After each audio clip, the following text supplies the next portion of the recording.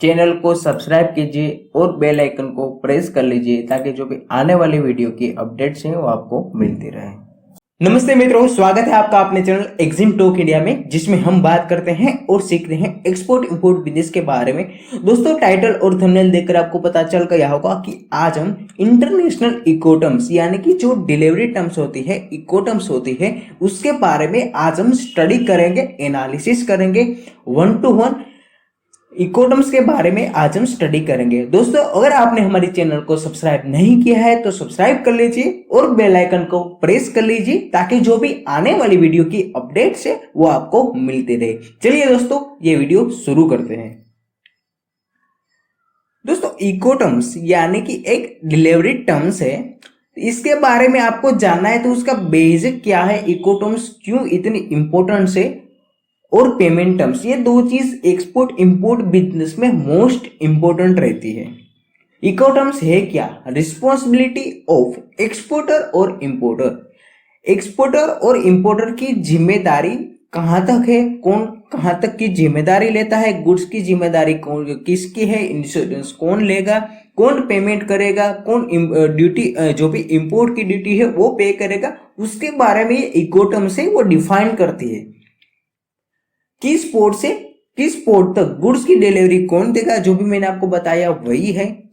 कौन local transport, packing, export, country custom clearance कौन करेगा, इसके बारे में ये इकोटर्म्स आपको डिफाइन करता है कि ये इकोटर्म्स है तो इसमें ये इसका वर्क ये रहेगा, एक्सपोर्टर का वर्क ये रहेगा, इंपोर्टर का वर्क ये रहेगा, एक्सपोर्टर की जिम्मेदारी इतनी रहेगी।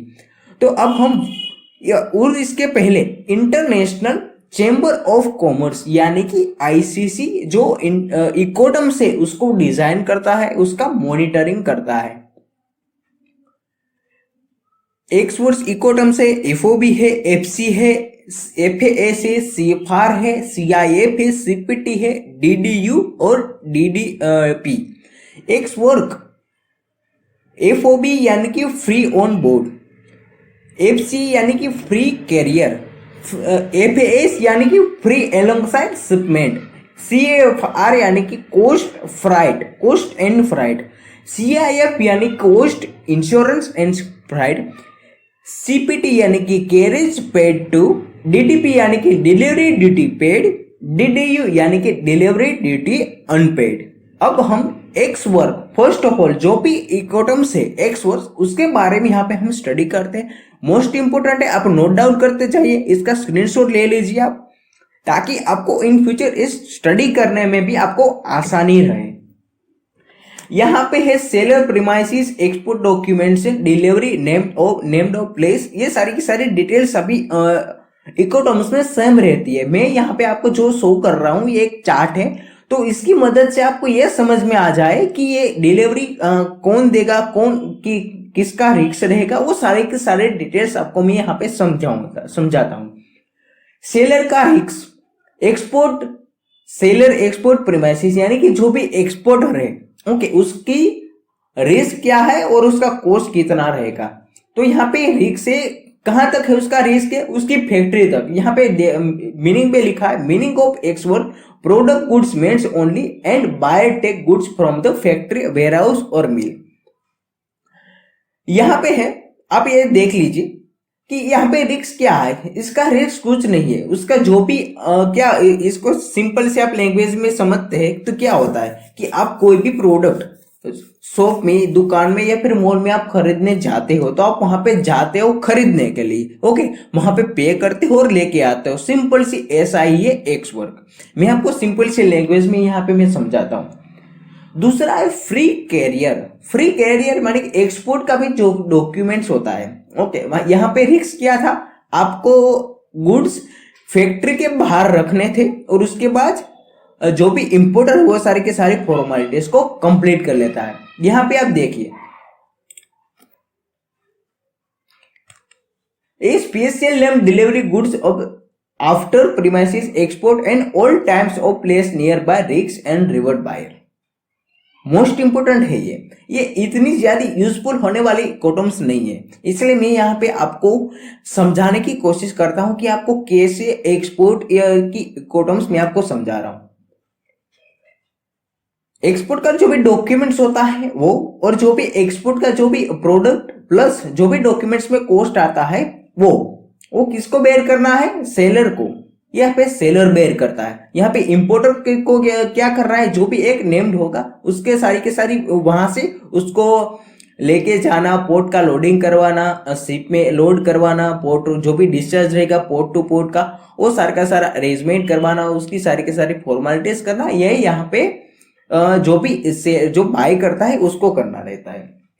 अभी FAS यानी कि free alongside ship delivery at port coast and risk bear buyer load good ship. यहाँ ये जो इकोटर्म्स है फ्री एलोंगसाइड यानी कि इसको आप समझते एलोंगसाइड शिप यानी कि एक ऐसी जगह यहाँ पे जो भी शिप रहती है वहां तक आपको गुड्स ले जाना है, जो भी एक्सपोर्टर है उसको, और वहां तक का कॉस्ट उसको बेयर करना है। उसके आगे की जितना भी कॉस्ट है, रिस्क है, वो सारा का सारा इंपोर्टर यानी कि जो बाय कर रहा है उसका रहता है।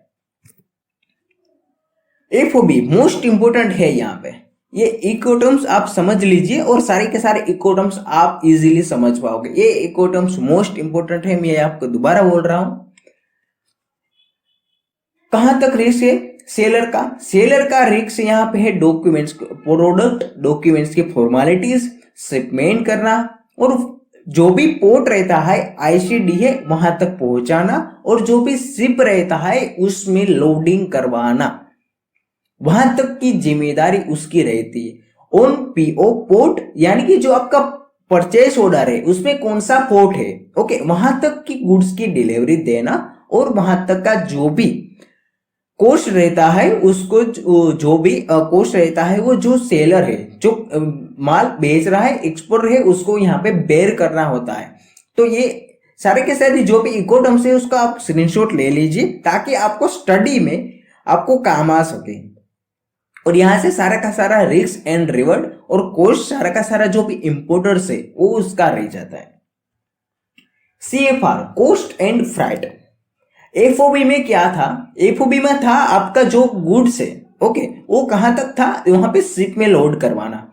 यहां पे क्या हो गया? शिप में लोड करवाना है, और cost and freight FOB plus जो पोर्ट टू पोर्ट का कॉस्ट रहता है, ओके, उसको प्लस कर दीजिए आप, तो यह आपका हो जाता है कॉस्ट एंड फ्राइट। ओके, मैं आपको फिर से रिपीट कर रहा हूं, क्या है? प्रोडक्ट का प्राइस, जो भी एक्सपोर्ट के डॉक्यूमेंट्स है वो एक प्लेस की जगह आपको यहाँ पे डिलीवरी करना है, ICD है या फिर पोर्ट है, जो भी पोर्ट की डॉक्यूमेंट्स की फॉर्मेलिटीज है वो फुलफिल करनी है। उसके बाद यहाँ पे आपको पोर्ट में लोडिंग करवाना है, और उसके पोर्ट तक का जो भी फ्राइट रहता है वो भी आपको पे करना है। वहां से सारी की सारी फॉर्मेलिटीज उसके बाद की, उसके पोर्ट की, उससे जो भी आपका इंपोर्टर है बाहर है उसके पोर्ट तक पहुंचाने की जिम्मेदारी आपकी रहती है। उसके बाद का सारा रिस्क एंड रिवॉर्ड जो भी होता है वो बाहर का हो जाता है, लेकिन आपकी जिम्मेदारी यहां तक ही है। CIF FOB में हमने समझा था कि जो CFR था, CFR प्लस जो फ्राइट रेट रहता है वो, यहां पे CIF में क्या है? कॉस्ट, इंश्योरेंस एंड फ्राइट, यानी कि जो CFR था उसमें आपको ऐड कर देना है इंश्योरेंस, सिर्फ और सिर्फ इंश्योरेंस ऐड करना है, तो आपका हो जाता है CIF। सेलर का रिस्क कहां है? सेलर का रिस्क यहाँ पे जो भी पोर्ट है, अगर उसने पोर्ट में लोडिंग करवा दिया, आपका गुड्स शिप में लोड कर दिया, उसके बाद की जिम्मेदारी सेलर की नहीं रहती है। सेलर का कॉस्ट कितना है? जो उसका पोर्ट है, जो भी पोर्ट ऑफ डिस्चार्ज है उसकी जहां तक वो कॉस्ट रहता है वहां तक का उसका जो भी कॉस्ट रहता है उसको जो सेलर है, एक्सपोर्टर है, उसको यहाँ पे पे करना होता है। उसके बाद का सारा कॉस्ट, इंपोर्ट का क्लियरेंस, CHA का जो भी उसका, वो सारे के सारे इंपोर्ट का जो भी CHA है उसका, वो यहाँ पे जो इंपोर्टर है वो बेयर करता है। CPT carriage paid to. Carriage paid to में क्या है? यहाँ पे जो डॉक्यूमेंट्स और load of port of shipment यहां तक रिस्क रहता है, लेकिन उसको जो कॉस्ट बेयर करना पड़ेगा, जो उसको कॉस्ट देना होगा उसकी वो कहां तक का होगा, जो delivery at named uh place. ये सीपीटी यहाँ पे यूज होती है, आपको ये समझ में आ रहा होगा, ये सीपीटी यूज होती है ई कॉमर्स में। डीडीयू यूज होती है ई कॉमर्स में, delivery duty paid, delivery duty unpaid, ये ई कॉमर्स की इकोटर्म्स है। छोटे छोटे एक्सपोर्ट करती है उसमें भी ये इकोटर्म्स यूज होती है। दोस्तों आपको ये वीडियो कैसा लगा कमेंट बॉक्स में कमेंट कीजिए, और अगर आपको हमारी चैनल को सब्सक्राइब नहीं किया है तो सब्सक्राइब कर लीजिए और बेल आइकन को प्रेस कर लीजिए, ताकि जो भी आने वाली वीडियो की अपडेट्स है वो आपको मिलते रहे। दोस्तों ये वीडियो देखने के लिए आपका बहुत बहुत शुक्रिया, धन्यवाद दोस्तों, जय हिंद।